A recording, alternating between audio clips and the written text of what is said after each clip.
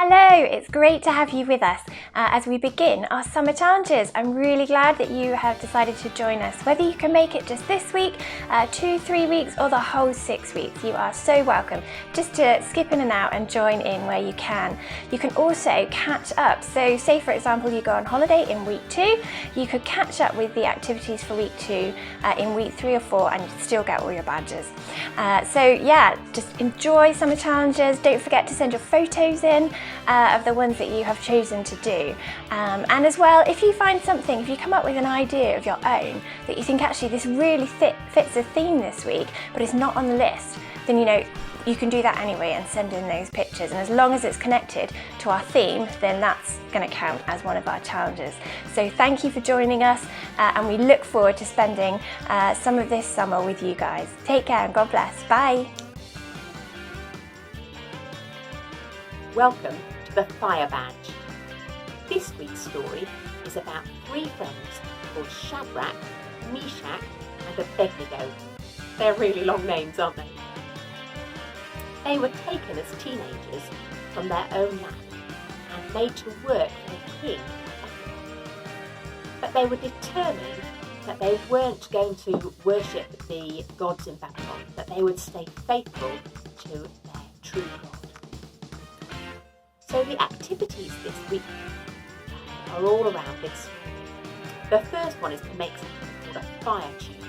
You'll need a toilet roll and some tissue paper or some thin strips of ordinary paper that you colour red or orange.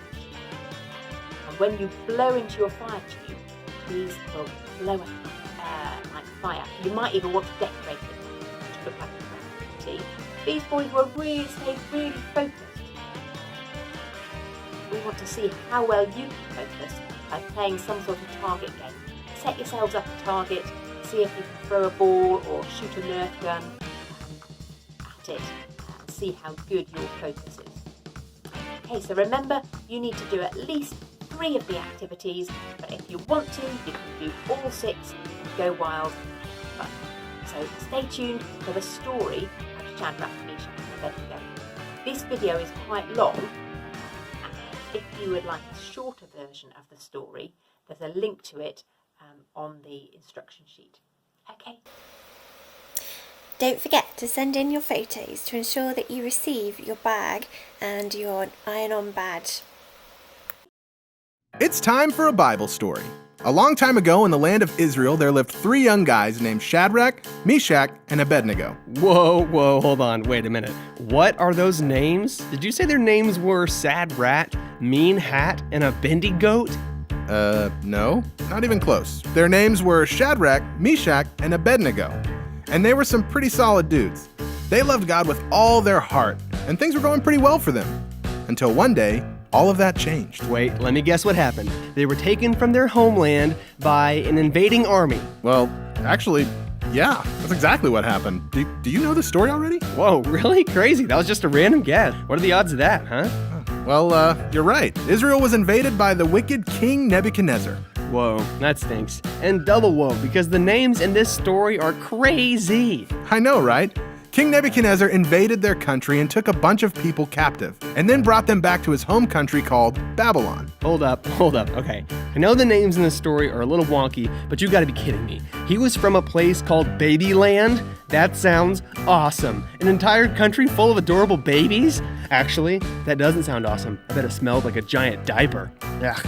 No, not Babyland. It was called Babylon, and I'm sure it smelled just fine. Gotcha. So what happened when they got to Babylon?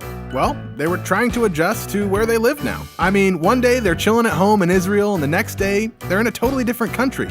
They didn't know anybody there, they don't speak the language, and on top of all that, they were forced to work as slaves. Yikes, that is pretty rough, man. I bet they were like so super scared. I mean, they're in a completely different country, they don't know anybody, they're completely on their own. Man, I would be totally freaked out.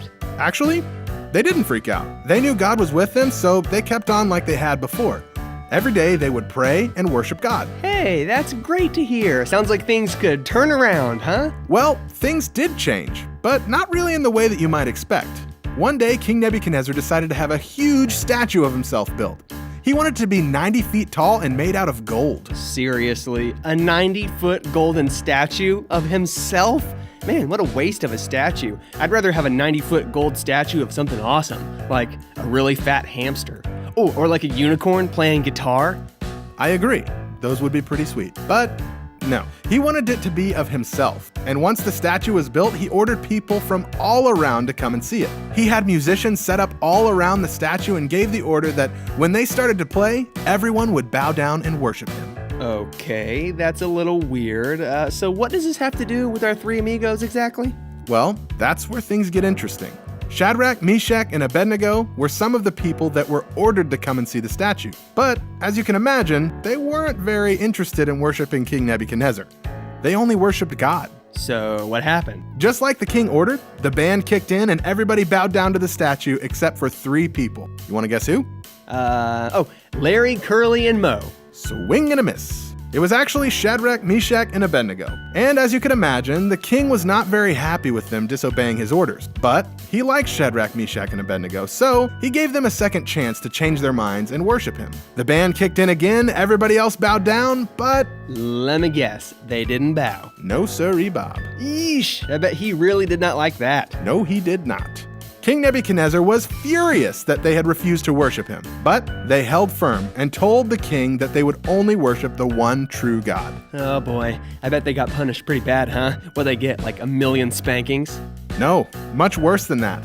The king's guards grabbed Shadrach, Meshach, and Abednego and took them to a huge fiery furnace, a giant oven with flames blazing out all over it. Good grief, that thing is no joke. It's gotta be like 1,000,000 degrees, or like a bazillion Celsius, or like 5 Kelvin.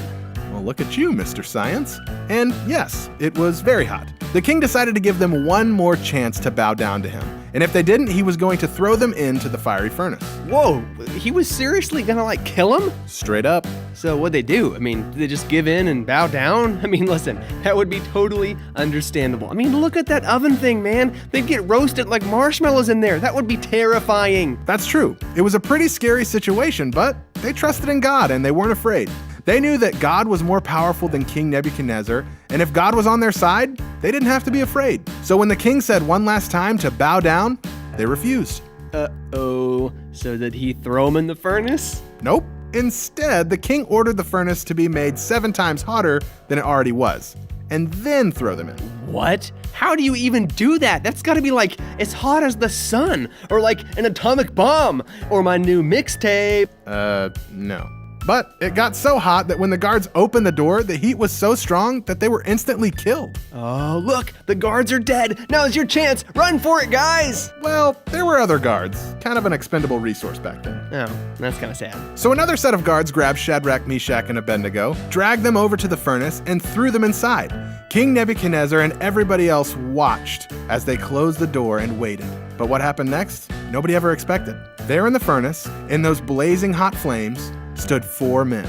Wait, what? They didn't die? Like an instant, terrible death of burning and dying? Nope.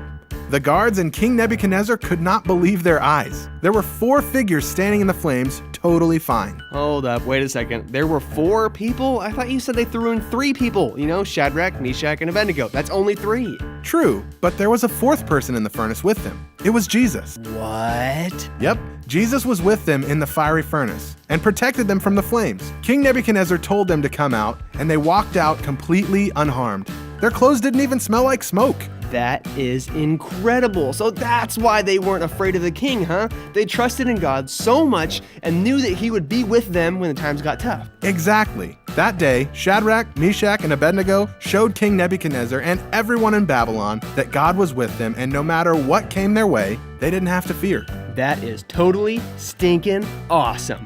You bet. The end.